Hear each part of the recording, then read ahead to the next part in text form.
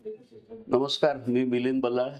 ठाणे वैभवमध्ये आपल्या सर्वांचं मनापासून स्वागत.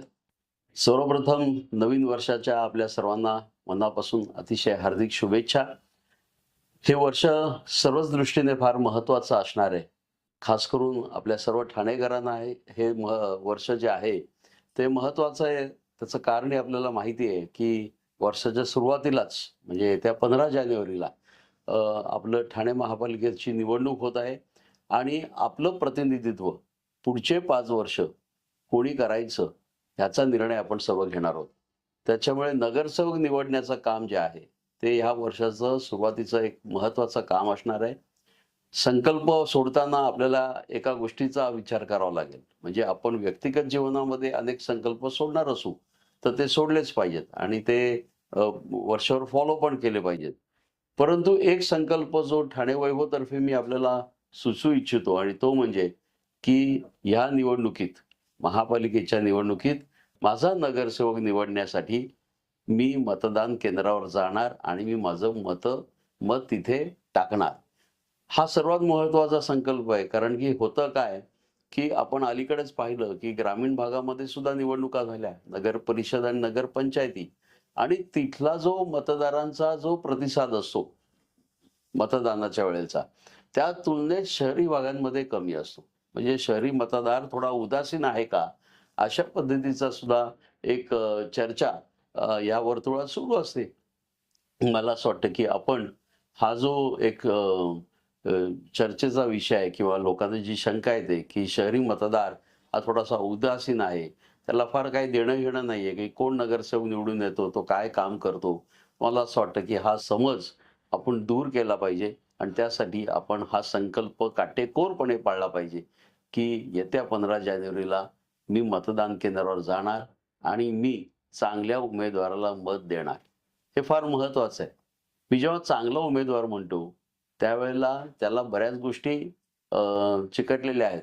म्हणजे तुम्ही कुठच्यातरी राजकीय पक्षाचे असाल, तुम्ही अनुयायी असाल, परंतु राजकीय पक्षांचं जे आपलं प्रेम आहे किंवा आपली जी बांधिलकी आहे, ती राज्यातल्या सरकारबद्दल असू शकेल, केंद्रातल्या असू शकेल.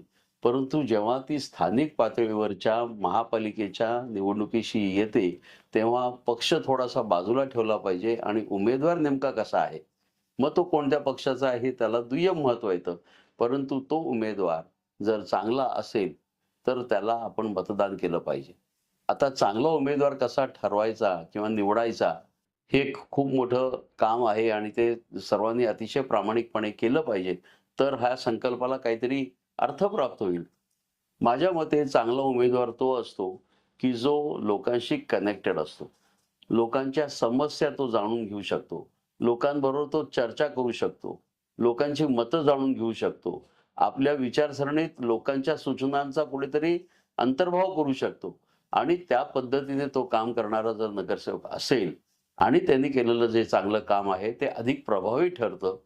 किंबहुना ते काम केल्यानंतर तो नागरिकांमध्ये, त्याच्या मतदारांमध्ये, समाजामध्ये अतिशय उजळ माथ्याने जाऊ शकतो आणि आपण नगरसेवक म्हणून चांगलं काम करू शकलो हे तो सांगू शकतो. त्याला आपण शुद्ध मराठीत म्हणायचं झालं तर उत्तरदायित्व ज्याच्याकडे आहे, असा उमेदवार तुम्ही जर त्याला मतदान केलं, तर तुमची डोकेदुखी बरीचशी कमी होईल. अन्यथा होतं काय, की बरेचदा आपण एखाद्या उमेदवाराला मतदान करतो आणि मग तो नंतर आपल्याला दिसतच नाही. जवळ-जवळ 5 वर्षांनी दिसतो आणि मग त्यानंतर आपली खरं म्हटलं तर सुरू होते चर्चा किंवा वाहतूक कोंडी काही कमी झाली नाही. बसेसचं प्रमाण वाढलं नाही. पाण्याची समस्या आहे. कचरा उचलला जात नाही. ठिकठिकाणी घाणीचं साम्राज्य आहे. ह्या ज्या वर्षानुवर्ष ज्या समस्या आहेत, या समस्यांना नगरसेवक जबाबदार असतात. महापालिकेचं प्रशासन जितकं जबाबदार असतं, त्याहीपेक्षा मला असं वाटतं, की मतदान न करणं हा सुद्धा त्यातला एक खूप मोठा दोष आहे आणि म्हणूनच आपण मतदान हे केलं पाहिजे. अशा पद्धतीचं आवाहन आम्ही आता ठाणे वैभवतर्फे आपल्या सर्वांना करतोय. मतदान करताना आपण काही गोष्टींची काळजी घेतली पाहिजे, की उदाहरणार्थ आपल्याकडे उमेदवार येईल, त्यावेळेला आपण त्याच्याशी काहीतरी बोललं पाहिजे. तो केवळ त्याचा एक हँडबिल देईल किंवा त्याचा काही जे प्रचाराचं जे साहित्य आहे ते तुमच्या हातात टेकवेल आणि तो निघून जाईल असं नको. तर मी सगळ्या उमेदवारांना पण आवाहन करतोय, की तुम्ही या निमित्ताने मतदारांचं मन जाणून घ्या आणि ते मन तुम्ही जाणून घेतलं, तर तुम्ही योग्य पद्धतीने, योग्य दिशेने काम करायला लागाल. जसा आपल्या नागरिकांना आपण एक संकल्प दिलेला आहे, की तुम्ही मतदान केलंच पाहिजे.